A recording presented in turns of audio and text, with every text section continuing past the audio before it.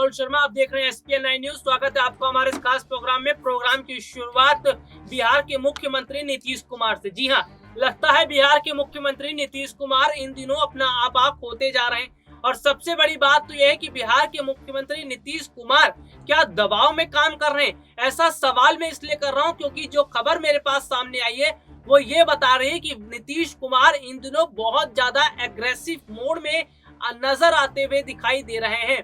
और इससे साफ पता चल रहा है कि नीतीश कुमार के ऊपर कितना दबाव बना हुआ है।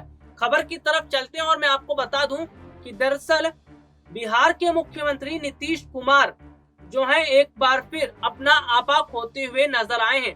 वह एक बार फिर बिहार विधान परिषद में राष्ट्रीय जनता दल के MLC पर भड़क गए। ग्रामीण कार्य विभाग से संबंधित एक मामले को लेकर चर्चा हो रही थी। इस दौरान मुख्यमंत्री ने RJD MLC सुबोध राय को फटकार लगा दी। और देखिए, विधानमंडल का बजट सत्र चल रहा है और इस दौरान नीतीश कुमार इतना ज्यादा भड़क गए कि उन्होंने RJD के जो MLC है वो उन पर नाराजगी जताते हुए उन्हें चुप रहने की बात कही। और क्या क्या हुआ है सदन के दौरान, आप मेरी बातों को ध्यान से सुनिएगा।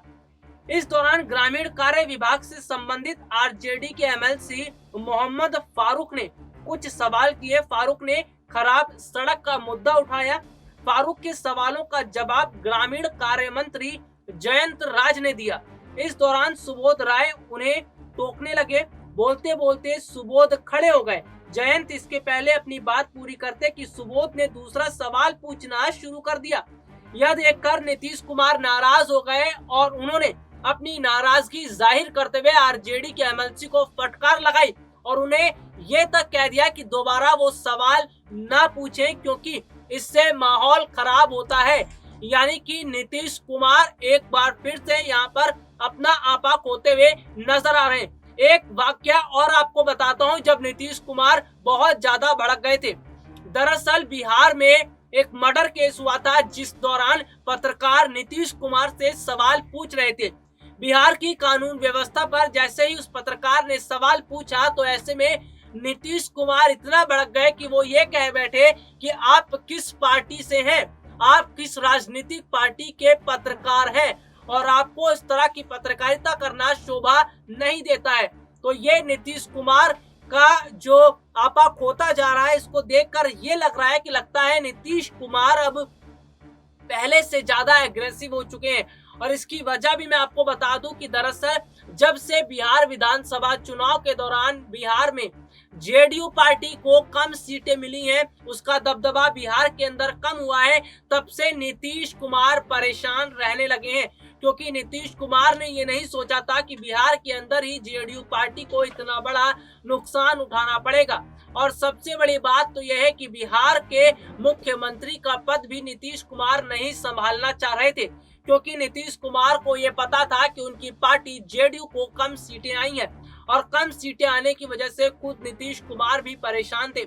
लेकिन बीजेपी ने जबरदस्ती करते हुए एक अपनी जिम्मेदारी को दिखाते हुए नीतीश कुमार को मुख्यमंत्री बनाया। तो ऐसे में जाहिर सी बात है कि नीतीश कुमार जिस तरह से फैसले ले रहे हैं और जिस तरीके से उनका गुस्सा देखने को मिल रहा है, इससे साफ जाहिर होता है कि नीतीश कुमार जो है वो परेशान नजर आ रहे हैं, यानी कि वो दबाव में काम कर रहे हैं। फिलहाल की स्थिति के बारे में बताऊं आपको तो बिहार में फिलहाल JDU की स्थिति को मजबूत करने में नीतीश कुमार जुटे हैं।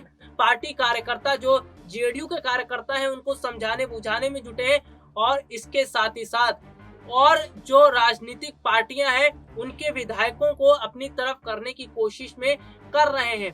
यानी कि नीतीश कुमार ये समझते हैं कि JDU की स्थिति जिस तरह से बिहार विधानसभा चुनाव के दौरान खराब हुई है, और ऐसे में अगर मैं बात करूं तो ये हालात बताते हैं कि नीतीश कुमार को झटका लग गया था और नीतीश कुमार इस बात से सबक लेते हुए अब JDU पार्टी को मजबूत करने में जुटे हैं। लेकिन नीतीश कुमार का गुस्सा ये बताता है कि नीतीश कुमार किस तरीके से अब एग्रेसिव मोड में नजर आने लगे हैं। एक समय पहले भी था जब नीतीश कुमार बिहार के मुख्यमंत्री थे, बिहार के मुख्यमंत्री अभी भी हैं, लेकिन जब पहले की मैं बात कर लूं तो बिहार में उस समय नीतीश कुमार का ऐसा आक्रोश नहीं देखने को मिलता था। लेकिन जब से दोबारा बिहार विधानसभा चुनाव हुए और उसमें नीतीश को झटका लगा, उनकी पार्टी की कम सीटें आई, तब से नीतीश कुमार परेशान रहने लगे और परेशान रहते हुए वो एग्रेसिव मोड में आ चुके हैं, यानी कि उनका गुस्सा बार बार साफ देखने को